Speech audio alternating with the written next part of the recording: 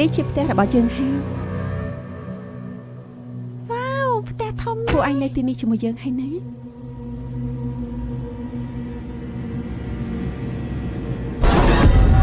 អ្នកទាំងពីរនៅទីនេះតែ2នាក់ទេ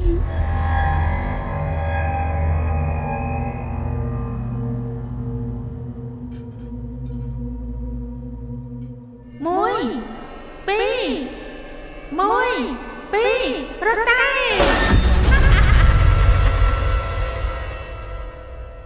មិនក៏ពួកអញធ្លាក់ទៅក្នុងដៃក្រុមចៅទៅវិញសូមជួយពួកយើងផង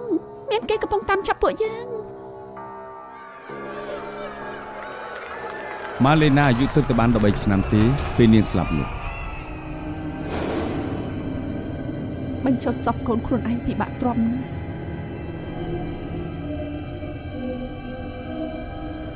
សង្ឃឹមថាពួកឯងឲ្យពួកយើងធ្វើជាប៉ាម៉ាក់របស់ពួកឯងចឹង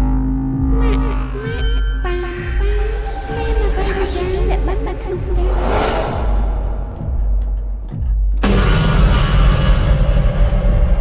វាមកថាដូចជាមានអ្នកណាផ្សេងនៅក្នុងផ្ទះនេះជាមនុស្សស្រីតែលោកចេះមកណាទៅអញឈប់និយាយបាត់នេះទៅបានទេ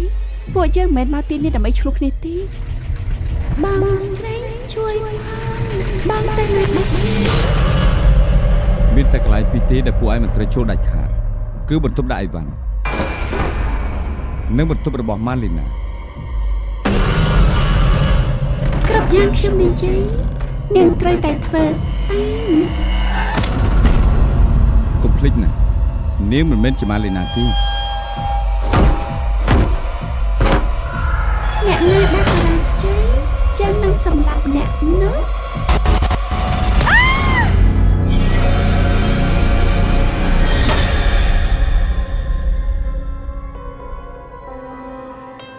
អ្នកណាជាអ្នកសម្លាប់នាងគឺយើង